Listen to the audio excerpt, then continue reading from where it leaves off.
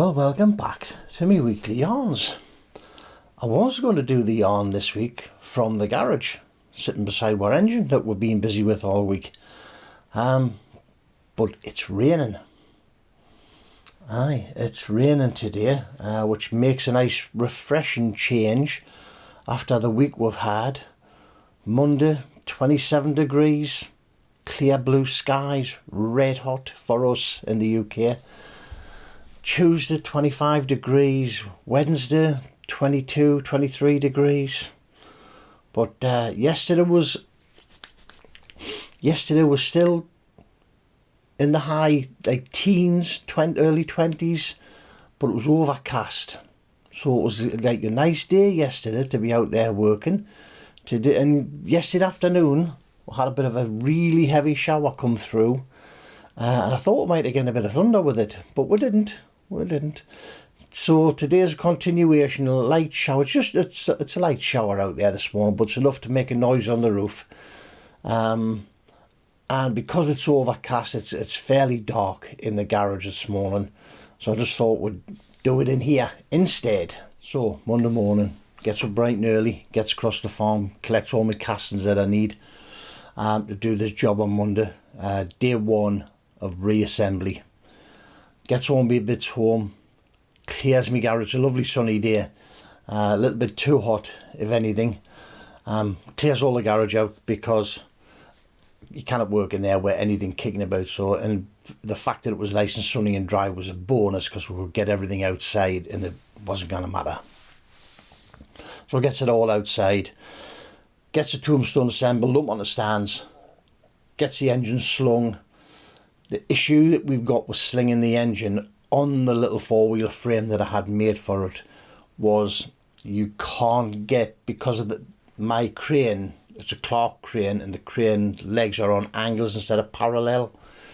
I've seen engine cranes with parallel legs, and I'm thinking to myself, they're probably a better option for tight spaces like I've got. I suppose both styles have got the pros and cons, haven't they, when you need to get into places. But anyway, I've got what I've got. I've got to put up with it, haven't I? So the crane legs are on an angle, aren't they? So it gets in there, slings the engine, lifts it up, dismantles gets the frame off the bottom of it out the way, moves it forward, bolting it back to the tombstone. I thought it was going to be a little bit of a nightmare because my garage floor rises.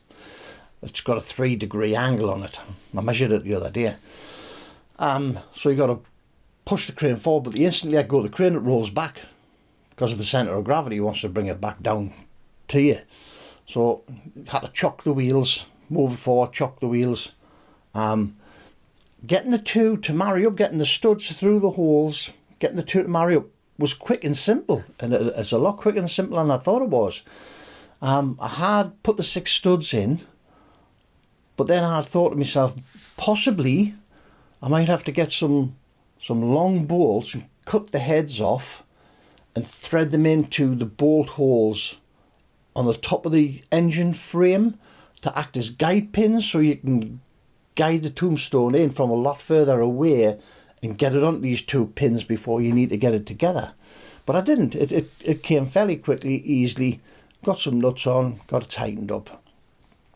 The biggest problems that I had was then getting the legs on, because when I went to put the legs on, the legs were directly above the support legs for the engine crane. So what we had to do was I've got an old railway jack, so get the old railway jack out.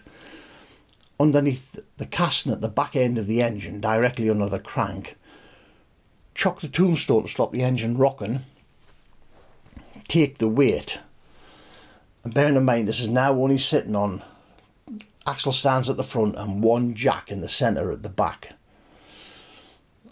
You then got to drop the weight off the crane and quickly but gently re-sling the engine at the back end so you can bring the crane back, get a bit of clearance.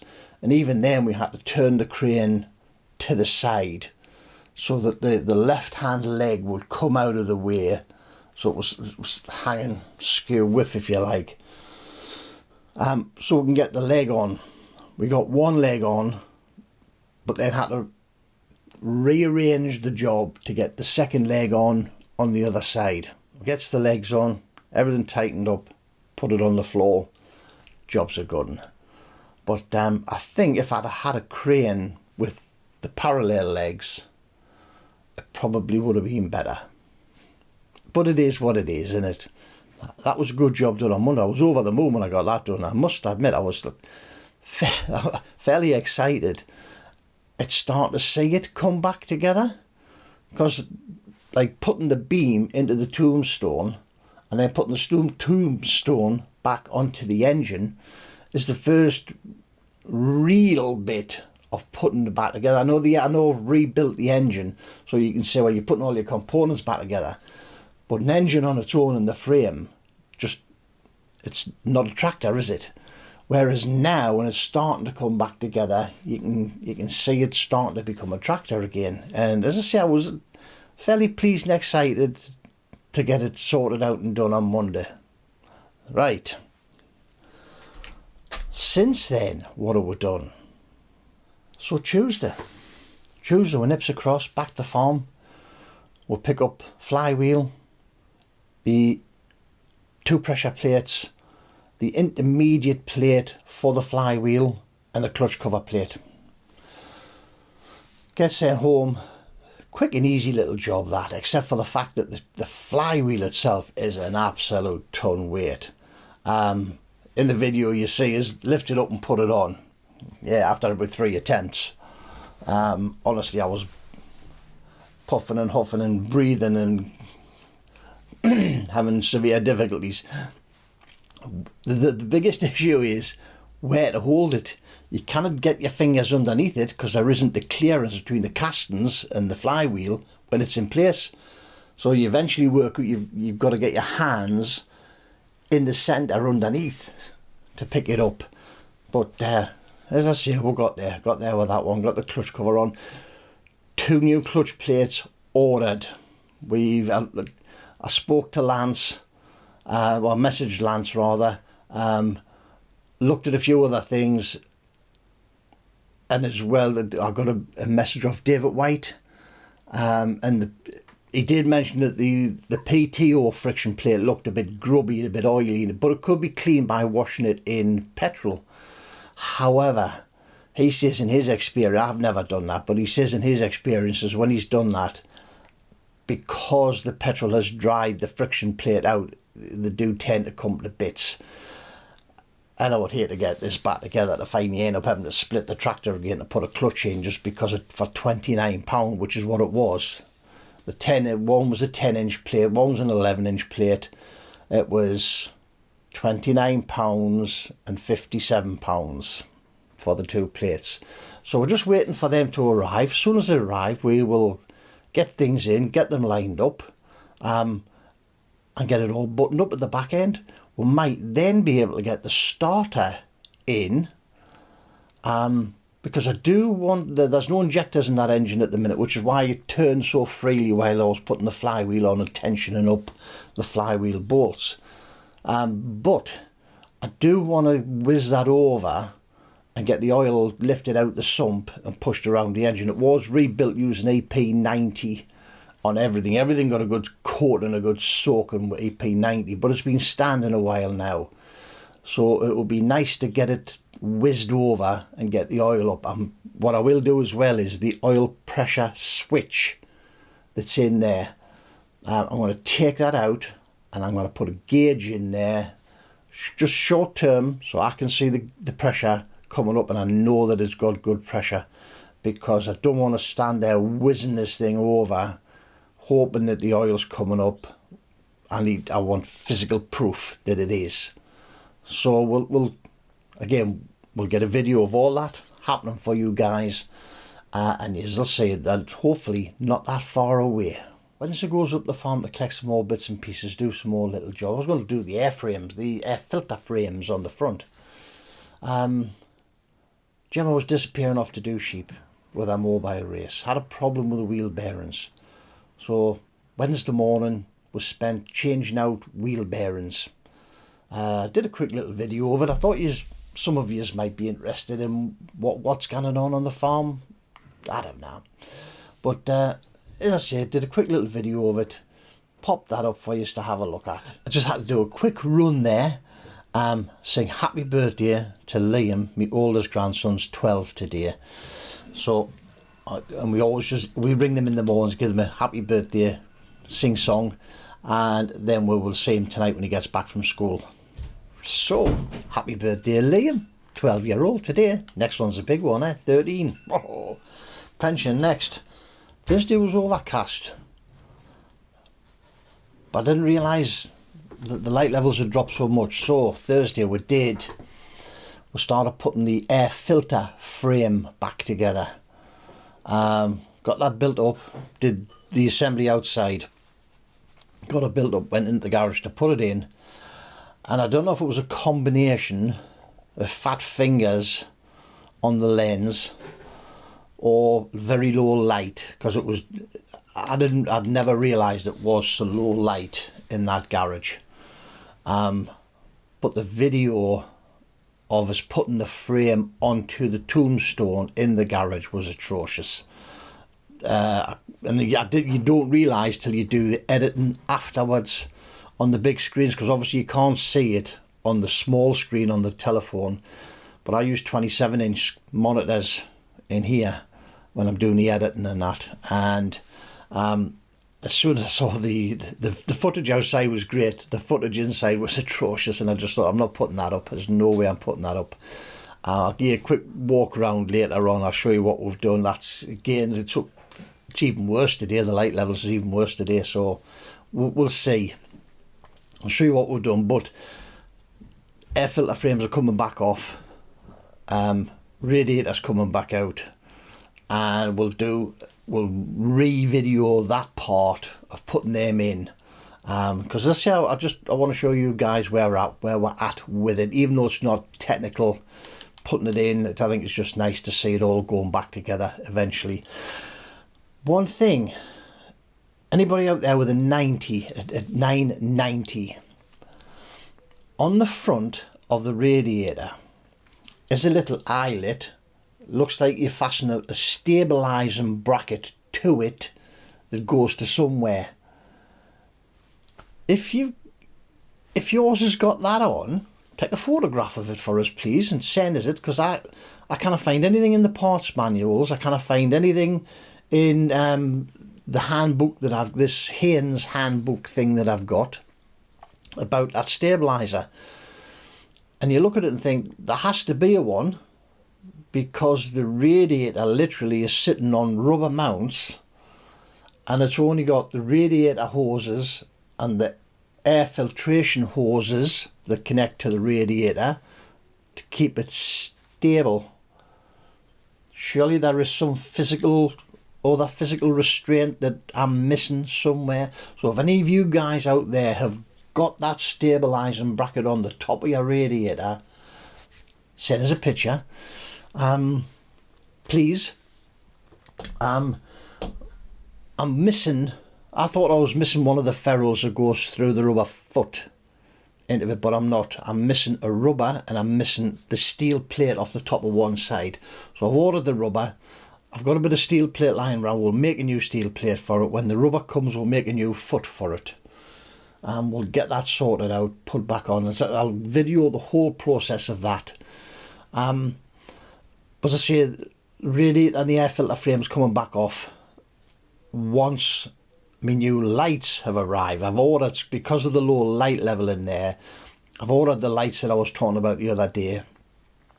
They should be here by, I think, the 20th. We'll get them wired in. That 12 volt solar, the power off my solar panels and my batteries that I have in there. We'll get them wired in, get some light on the subject. I might even try just hanging white sheets down the side, see if we can reflect some more light into those little dark areas. And the reason why I never thought it was so dark, because it's never really been a problem before in the middle of the garage. It's been a problem at the bottom of the garage where it's dark. But this top end, where I've got my 2 solar lights and my strip light, it's never been a problem. But the only thing I can think of is because there is so much big area of brown paint there now that's absorbing light, that it's pulling the light levels down. But I went back in last night with my camera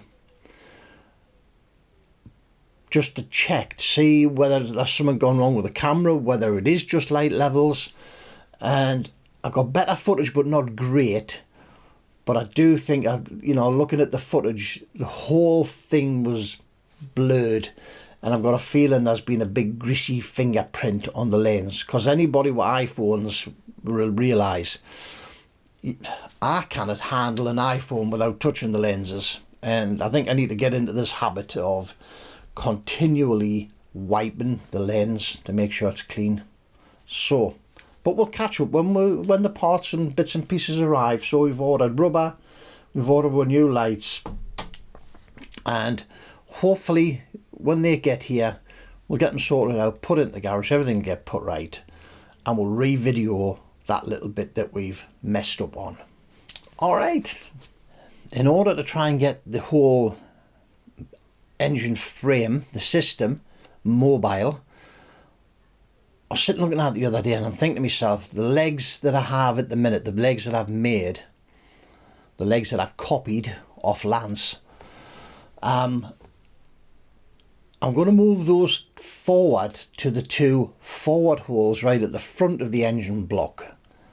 If you remember, we had the engine main frames, and down off there was the little frame that I made on casters. The holes at front and back of that are 2.5-inch pitch. Both of them. They're both, so the legs that's on the back can transfer to the front. So the plan is, I've ordered some proper channel bar this time, manufactured channel bar. So we've got some channel bar coming, we've got some 6mm steel plate coming. I've got some casters in there that I need to check for nuts to see if I've got the right size nuts for. I've got 1 nut, I know, on each caster, but I need a pair to create a locking nut system. We're going to fabricate another set of legs very similar to what I've got, but without the stud bars. The legs, I'm gonna say the legs that I made, there's one set of legs going to go up at the front of the engine on those 2 holes at the front of the engine. The gearbox casing's going to go on, and there's a pair of legs going to go at the back of the gearbox casing.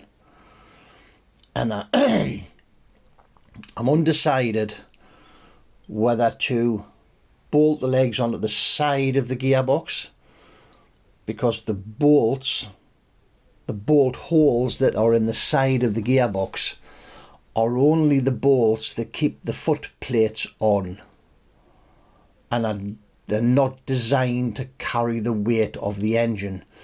So these legs might go round the back and bolt flat onto the back face of the casting. We'll see. Or it's a case of making a plate that spreads right along the side of the casting to share the weight out on a greater surface. So instead of having 2 bolts in it, you could probably end up with 3 or 4 bolts in it, clamped to the side of the entire gearbox. We'll see what's best when the steel work arrives and I get the casting home and we start looking at it seriously. So I'll say we've ordered the steel for that. I need to measure the studs and get a couple of nuts ordered up for the top of those casters. But the light levels in there, as I said, the light levels in there the other day, it was atrocious, and it just makes you think that the more brown paint we put in there, the less light there's going to be.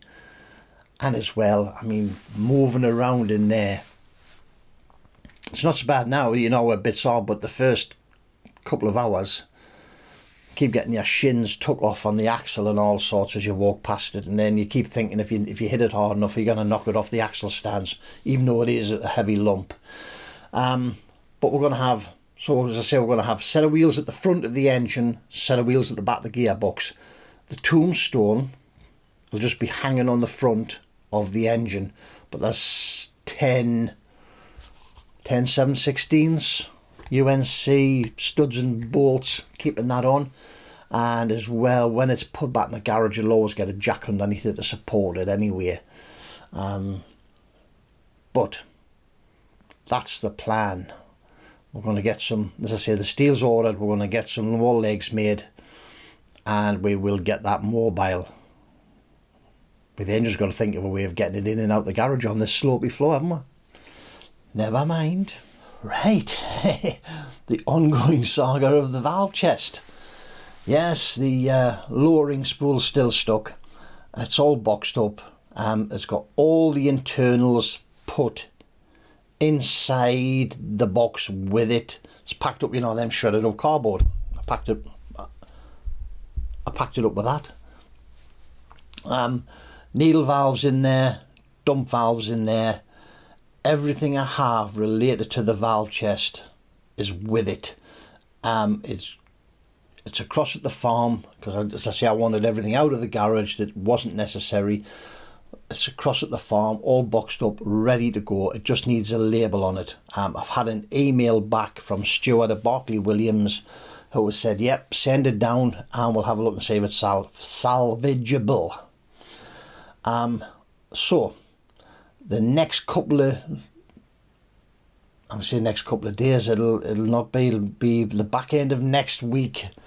We might get that away to Barclay Williams, see what can be done with it. I'm in no hurry to get it done because I'm not at that position where I need it back yet, but it would be just nice to get it sorted and then have it back in working condition, prepared, and again just literally soak everything oil, put it away, and you know fine well when you get to that stage of the job, it's there, it's ready and waiting.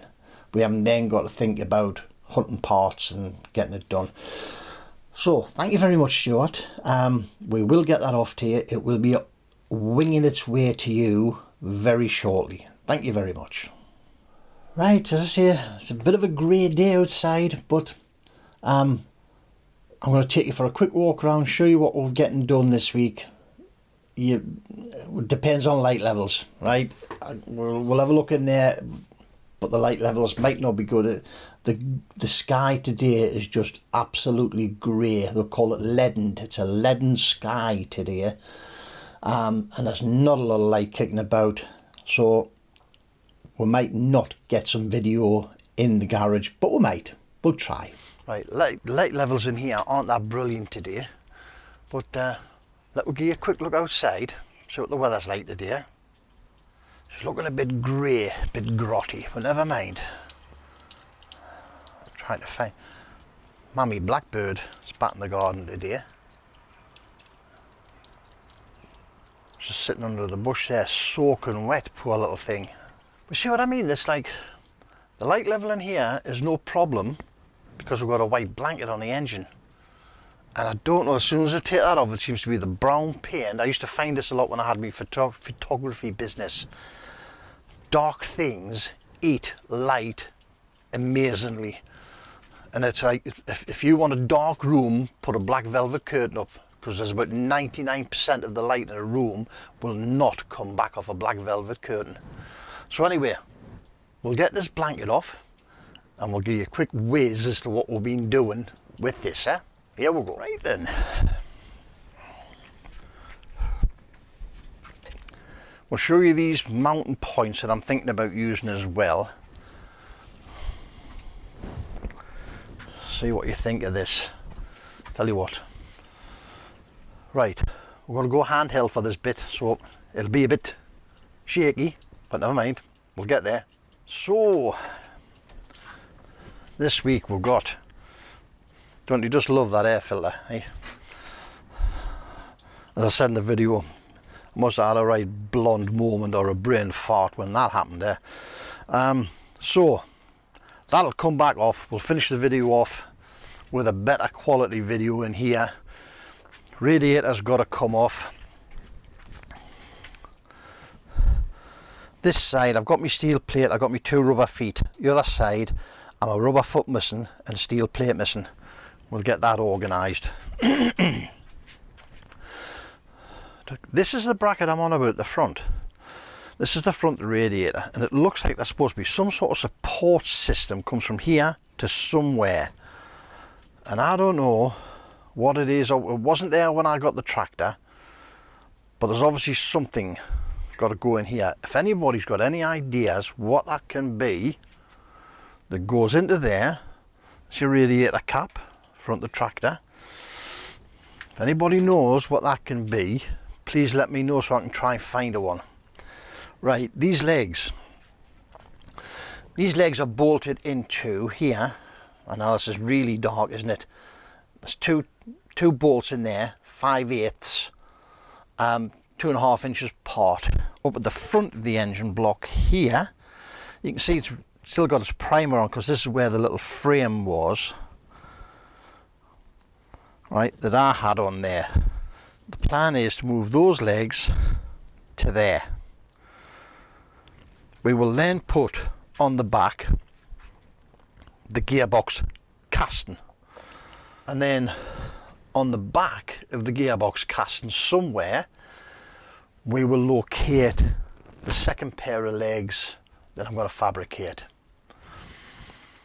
That's the plan, and then this will become mobile. The thing I'm thinking of here is that from here forward, while you're moving it, is unsupported, it's only bolted on. Now I would imagine it's going to be able to take the pressure anyway, because that pressure is reversed anyway, isn't it, with the wheels on. Once the wheels go on, those 10 bolts and studs that's in there are supporting the entire front end of the tractor anyway, aren't they, because the wheels are on the front end of that. So it's got to be able to support itself anyway, but it just means that I can then get this mobile. Right, a couple other little things we've done. Ordered some studs for here. This is, I think the front again, these ones are, I've seen better days. I've seen parts of these and the bits in the parts book about these, and they seem to have some sort of rubber mount on them. I've just got to pop it in that hole there so I don't lose it. So I get the impression that this is a mounting system for the tin work. The body must, the front end of the bonnet must come down on there on top of 2 little rubber mounts. Again, we'll go back into the parts book and see if there's anything in the parts book that's possibly in there about it.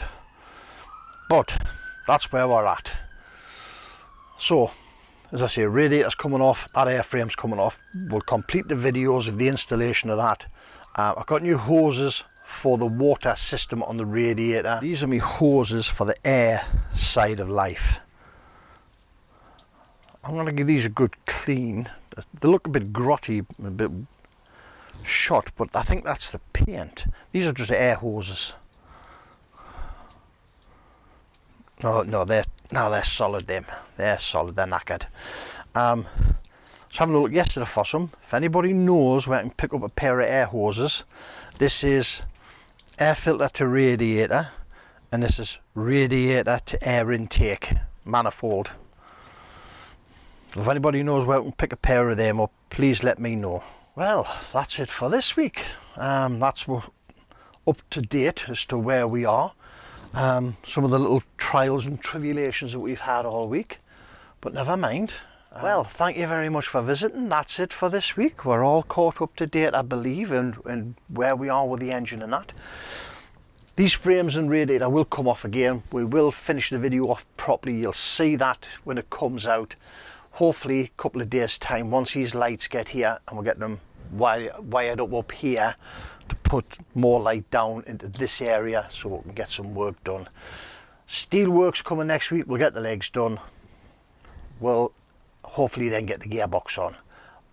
We'll keep you in touch though. If you like our videos, please give us a thumbs up, subscribe, tell your mates, then you won't miss the gearbox and the second set of wheels going on, will you?